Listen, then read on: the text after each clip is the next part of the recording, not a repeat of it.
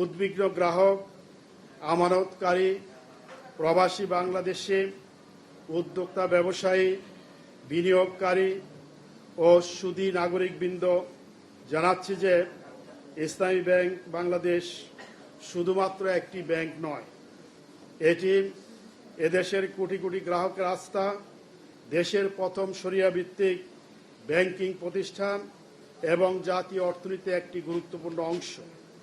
দেশের রিমিটেন্স প্রবাহ, ক্ষুদ্র এবং মাঝারি উদ্যোক্তাদের মাঝে অর্থায়ন এবং সাধারণ মানুষের সঞ্চয়ের একটি বড় অংশ এই ব্যাংকের সাথে জড়িত।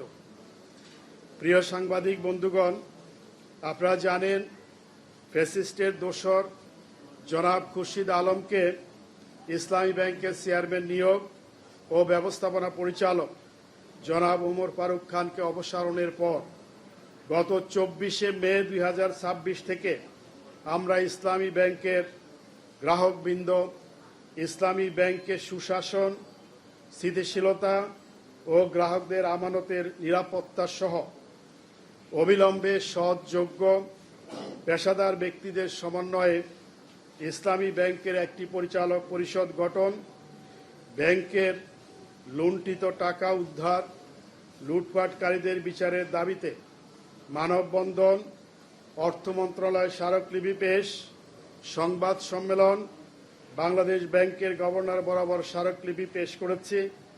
এছাড়া গত 17 জুন 2026 গভর্নর মহোদয়ের নিয়োগকৃত ডেপুটি গভর্নর জনাব কবির আহমদ ও ডক্টর ইসমাইল হোসেন সহ বাংলাদেশ ব্যাংকের ঊর্ধ্বতন কর্তৃপক্ষের সাথে বৈঠক করেছে। সেখানে আমরা ব্যাংকের সর্বশেষ পরিস্থিতি তুলে ধরেছি এবং যত দ্রুত সম্ভব সৎ, যোগ্য ও দক্ষ ইসলামী ব্যাংকের উপযোগী একটি পরিচালক পরিষদ গঠন এবং ব্যাংকের সাবেক ব্যবস্থাপনা পরিচালক জনাব ওমর ফারুক খানকে পুনর্বহালের মাধ্যমে ব্যাংকের প্রতি গ্রাহকের আস্থা ফিরিয়ে আনা ও স্বাভাবিক লেনদেনের পরিবেশ তৈরি করার আহ্বান জানাচ্ছে। কিন্তু অতীব দুঃখের সাথে বলতে হয়, বাংলাদেশ ব্যাংক এতদিনেও শুধুমাত্র ফ্যাসিস্টের দোসর ব্যাংক লুটেরা এস আলমের সহযোগী জনাব খুরশিদ আলমকে ইসলামী ব্যাংকের চেয়ারম্যানের পদ থেকে প্রত্যাহার করেছেন এবং ব্যাংকের তারল্য সংকট মোকাবেলার জন্য কিছু অর্থ সরবরাহ করেছেন। কিন্তু ব্যাংকটি সুষ্ঠুভাবে পরিচালনার জন্য ইতিপূর্বে আমরা যে 7 দফা দাবি পেশ করেছি, উহার কোনো কার্যকর ব্যবস্থা গ্রহণ করা হয়নি। ফলে গ্রাহকদের মধ্যে আস্থা ও বিশ্বাস ফিরে আসে নাই। উল্লেখ্য, ইসলামী ব্যাংকের সুশাসন, শৃঙ্খলা ফিরিয়ে আনা ও সমস্যার নিরসনের জন্য ব্যাংক মালিকদের সংগঠন বিএবি ও ব্যাংকসমূহের এমডিদের প্রতিষ্ঠান এবিবি যে মতামত ব্যক্ত করেছে তা বাংলাদেশ কর্তৃপক্ষের বিবেচনার জন্য আমরা এখানে উল্লেখ করছি।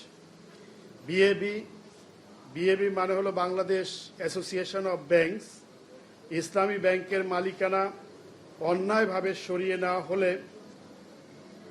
তা প্রকৃত মালিকদের নিকট ফিরিয়ে দেওয়ার বিষয়টি বিবেচনা করা যেতে পারে। প্রতিষ্ঠানটির চেয়ারম্যান জনাব আব্দুল হাই সরকার সহ নেতৃবৃন্দ ব্যাংকটি শক্তিশালী করার লক্ষ্যে যোগ্য ও অভিজ্ঞ পুরনো মালিকদের আবার দায়িত্ব দেওয়া যেতে পারে বলে অভিমত ব্যক্ত করেছেন।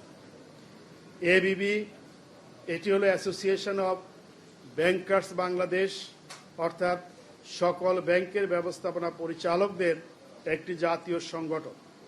বাংলাদেশের ব্যাংকসমূহের এমডিদের সংগঠন এবিবি এর চেয়ারম্যান জনাব মাসুর আরিফিন ইসলামী ব্যাংকের দ্রুত সংকট নিরসনের জন্য গভর্নর মহোদয়কে অনুরোধ জানিয়েছেন। তিনি বলেছেন, ইসলামী ব্যাংকের সংকট যদি নিরসন না হয় তাহলে ব্যাংকিং সেক্টরে এর নেতিবাচক প্রভাব পড়বে, যা ইতিমধ্যেই পড়েছে, আপনারা লক্ষ্য করেছেন। বিশ্বব্যাংকের ঢাকা কার্যালয়ের সাবেক মুখ্য অর্থনীতিবিদ জনাব জাহিদ হোসেন। তিনি বলেছেন, ইসলামী ব্যাংক শুধুমাত্র একটি ব্যাংক নয়, এটি এদেশের অন্যতম বৃহৎ আমানত সংগ্রহকারী একটি প্রতিষ্ঠান। এর সঙ্গে জড়িত রয়েছে লাখ লাখ গ্রাহক, অসংখ্য ব্যবসা প্রতিষ্ঠান এবং পুরো ইসলামী ব্যাংকিং খাতের প্রতি জনগণের আস্থা। ফলে এর সংকট যদি দীর্ঘায়িত হয়, তাহলে এর প্রভাব শুধুমাত্র একটি প্রতিষ্ঠানে সীমাবদ্ধ থাকবে না, অর্থাৎ সকল প্রতিষ্ঠানে এই সেক্টরের ক্ষতিগ্রস্ত হবে। দৈনিক আমার দেশ পত্রিকার সম্পাদক, মজলুম সম্পাদক ডক্টর মাহমুদুর রহমান, তিনি বলেছেন যে বেসরকারি খাতের বৃহত্তম এবং অন্যতম সফল ব্যাংকটিকে শেখ হাসিনা সরকার প্রায় ধ্বংসের কিনারায় নিয়ে গিয়েছিল।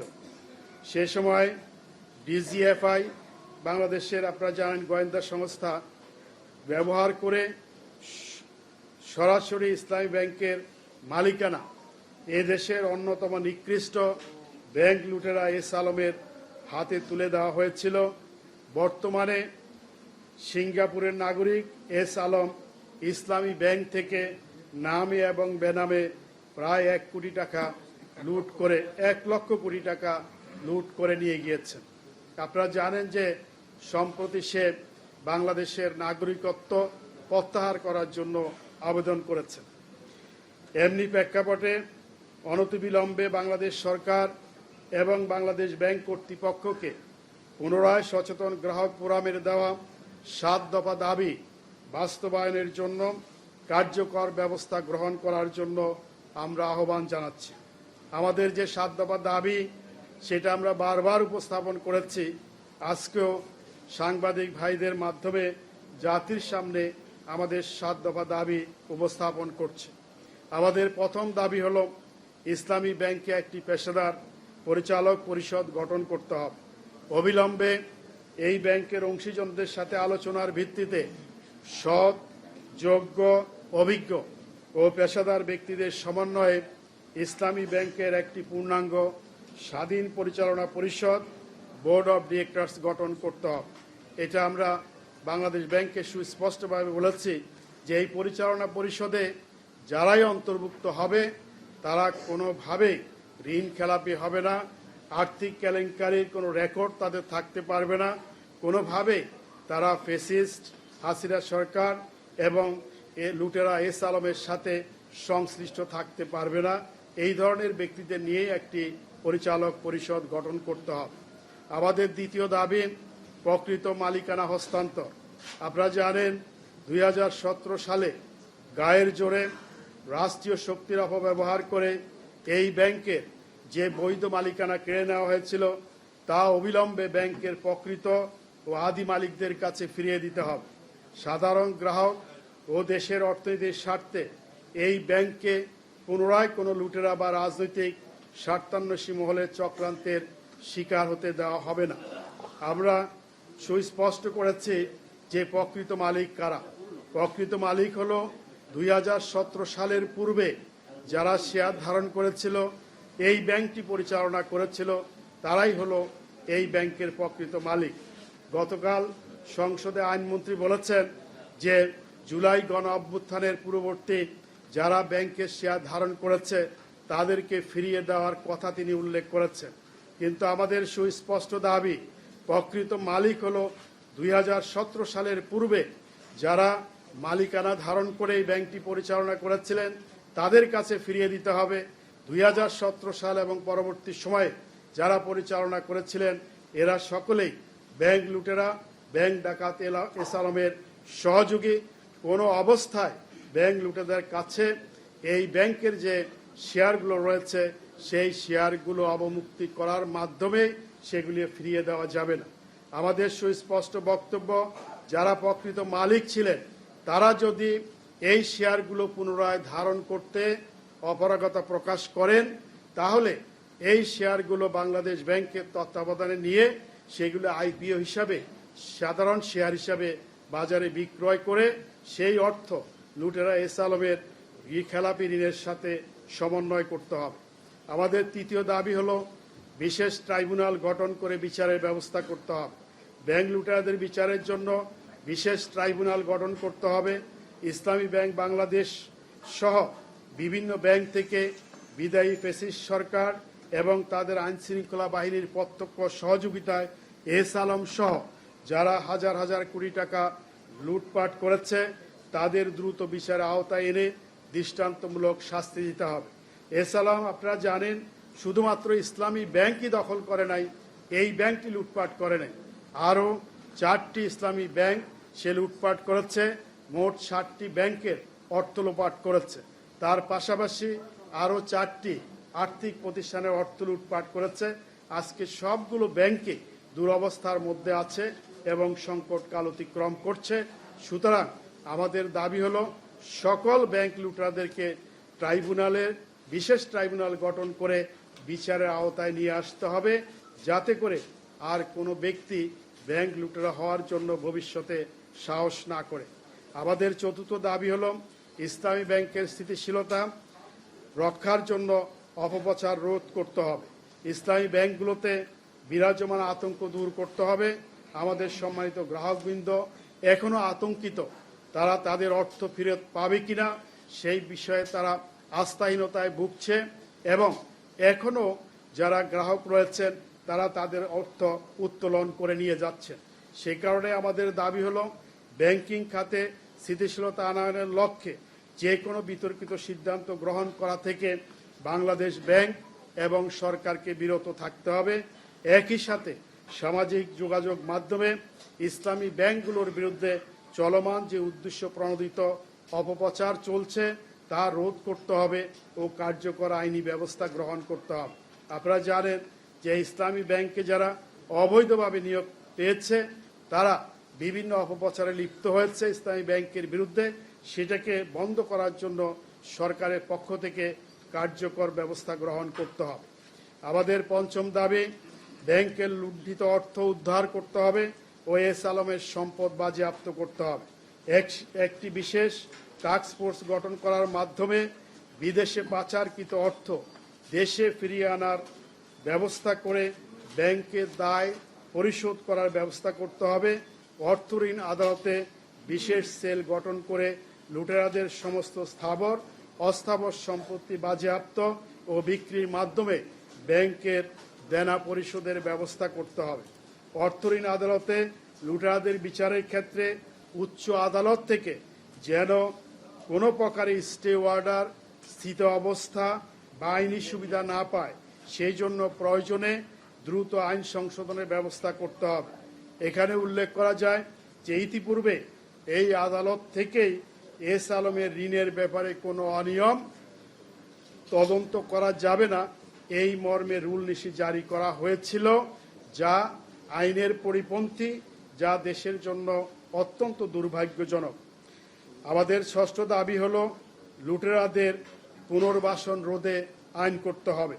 আপনারা জানেন যে ব্যাংক রেজুলেশন অ্যাক্ট সেখানে 18 ক ধারা সংযোজন করা হয়েছে এবং এই 18 ক ধারা সংযোজন করার মাধ্যমে যারা লুটেরা রয়েছে তাদেরকে পুনরায় ব্যাংকে পুনর্বাসনের যে ছদ্মবেশী সুযোগ রাখা হয়েছে তা অবিলম্বে বাতিল করতে হবে।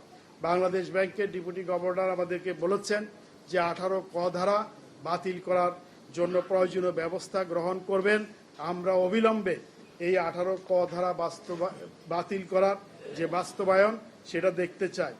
এর মাধ্যমে যাতে করে কোনো ব্যাংক লুটেরা ভিন্ন নামে অথবা প্রক্সি কোম্পানি দিয়ে পুনরায় ব্যাংক দখল করতে না পারে সেই জন্য চিহ্নিত লুটেরাদের সন্তান, তাদের স্ত্রী, সুবিধাভোগী এবং যে সমস্ত প্রক্সি অথবা শেল কোম্পানির মাধ্যমে বিভিন্ন ব্যাংকের পরিচালক নিয়োগ দিয়ে অর্থ লুটপাট করা হয়েছে তাদের সবাইকে ব্যাংকিং খাতের পরিচালক পর্ষদে আজীবনের জন্য অযোগ্য ঘোষণা করতে হবে। আমাদের সপ্তম দাবি হলো সংসদীয় যে অসত্য বক্তব্য তা প্রত্যাহার করতে হবে। আপনারা জানেন যে জাতীয় সংসদে ইসলামী ব্যাংক সম্পর্কে স্বরাষ্ট্রমন্ত্রী সহ অন্যান্য মন্ত্রী মহোদয়গণ অসত্য বক্তব্য উপস্থাপন করেছেন, যেটা আমি একটু আগে উল্লেখ করেছি। গতকাল আইনমন্ত্রীও তিনি অসত্য বক্তব্য উপস্থাপন করেছেন। এর আগে স্বরাষ্ট্রমন্ত্রী এস আলমকে বৈধ মালিক হিসাবে সংসদে বক্তব্য উপস্থাপন করেছেন এবং ইসলামী ব্যাংকের বিভিন্ন প্রজেক্ট সম্পর্কে অসত্য বক্তব্য উপস্থাপন করে জাতিকে বিভ্রান্ত করেছেন এবং ডাকাত এস আলমের হাতে এই ব্যাংকটিকে পুনরায় তুলে দেওয়ার জন্য যে প্রচ্ছন্ন আভাস দিয়েছেন তা অনতিবিলম্বে প্রত্যাহার করতে হবে। সুস্পষ্ট ঘোষণা দিতে হবে যে এস আলম কোনো অবস্থায় যে সমস্ত ব্যাংক লুটপাট করেছে, বিশেষ করে ইসলামী ব্যাংকে কোনো অবস্থায় প্রবেশ করতে পারবে না, এই নিশ্চয়তা জাতিকে দিতে হবে। সচেতন গ্রাহক সমাজের কাছে স্পষ্টভাবে এই প্রতিশ্রুতি দিতে হবে। আমরা সুস্পষ্ট ভাষায় বলতে চাই, ইসলামী ব্যাংক কোনো ব্যক্তি, গোষ্ঠী বা বিশেষ পরিবারের সম্পদ নয়। এটি দেশের কোটি কোটি মানুষের আমানত, বিশ্বাস, আবেগ এবং অর্থনৈতিক নিরাপত্তার সাথে জড়িত একটি জাতীয় প্রতিষ্ঠান। আমরা সরকার, বাংলাদেশ ব্যাংক এবং সংশ্লিষ্ট সকল কর্তৃপক্ষের প্রতি জোর দাবি জানাচ্ছি, ইসলামী ব্যাংকের পূর্ণাঙ্গ গ্রহণযোগ্য বোর্ড গঠন, সুশাসন প্রতিষ্ঠা, গ্রাহকদের আমানতের নিরাপত্তা রক্ষায় অনতিবিলম্বে দৃশ্যমান এবং কার্যকর পদক্ষেপ গ্রহণ করুন। অন্যথায় সাধারণ গ্রাহকগণ নিজেদের অধিকার এবং আমানত রক্ষার্থে আরও কঠোর, আরও বৃহত্তর কর্মসূচি ঘোষণা করতে বাধ্য হবে। আমরা এখানে একটি বিষয় পরিষ্কার করতে চাই যে ইসলামী ব্যাংকের সাথে অন্য ব্যাংকের তুলনা করলে হবে না, কারণ ইসলামী ব্যাংকের যারা গ্রাহক তারা শরিয়া ভিত্তিক ব্যাংক হিসাবে ব্যাংকিং কার্যক্রম পরিচালনা করার জন্যই ইসলামী ব্যাংকের সাথে সংশ্লিষ্ট হয়েছে। ফলে ইসলামী ব্যাংকের সকল গ্রাহক চিন্তা এবং চেতনার দিক থেকে তারা ঐক্যমত পোষণ করে। সেই কারণে ইসলামী ব্যাংকের গ্রাহকদের কাছে গ্রহণযোগ্য হবে না এই ধরনের যদি কোনো পদক্ষেপ গ্রহণ করা হয়, তাহলে সারা দেশের সকল গ্রাহক একযোগে বৃহত্তর কর্মসূচির মাধ্যমে তাদের দাবি আদায়ের ব্যবস্থা করবে। সম্মানিত সাংবাদিকবৃন্দ, আমাদের যে উপরোক্ত দাবিসমূহ রয়েছে সেই দাবিসমূহ বাস্তবায়ন করার জন্য আমরা আগামী রবিবার 21 জুন তারিখে ইসলামী ব্যাংক টাওয়ারের সামনে অবস্থান কর্মসূচি পালন করব। আগামী রবিবার 21 জুন ইসলামী ব্যাংক টাওয়ারের সামনে আমাদের অবস্থান কর্মসূচি আমরা পালন করব। এর পরের দিন সোমবার 22 জুন তারিখে বাংলাদেশ ব্যাংকের সামনে আমাদের অবস্থান কর্মসূচি পালন আমরা করব। আমরা এই কর্মসূচি পালনের আজকে ঘোষণা দিচ্ছি। আমরা আশা করি যে এই কর্মসূচি পালন করার পূর্বেই ইসলামী ব্যাংকের যে সংকট, সেই সংকট নিরসন করার জন্য আমাদের 7 দফা দাবি পূরণ করা হবে। প্রিয় সাংবাদিকবৃন্দ, আমরা সরকার, বাংলাদেশ ব্যাংক এবং সংশ্লিষ্ট সকল কর্তৃপক্ষের প্রতি আহ্বান জানাচ্ছি, অনতিবিলম্বে ইসলামী ব্যাংকের স্থিতিশীলতা, সুশাসন ও গ্রাহকদের স্বার্থ রক্ষায় দ্রুত, কার্যকর ও দৃশ্যমান পদক্ষেপ গ্রহণ করুন। আমাদের একমাত্র লক্ষ্য ইসলামী ব্যাংককে একটি নিরাপদ, স্থিতিশীল, পেশাদার, জনগণের আস্থার প্রতিষ্ঠান হিসাবে গড়ে তোলা। যেমনিভাবে এই প্রতিষ্ঠানটি 2017 সালের পূর্বে একটি বাংলাদেশের সর্বশ্রেষ্ঠ এবং সবচেয়ে বৃহৎ ব্যাংক ছিল, সেই অবস্থায় ফিরে যেতে পারে। সবাইকে ধন্যবাদ জানাচ্ছি। ইসলামী ব্যাংক বাংলাদেশ জিন্দাবাদ। আসসালামু আলাইকুম ওয়া রাহমাতুল্লাহ।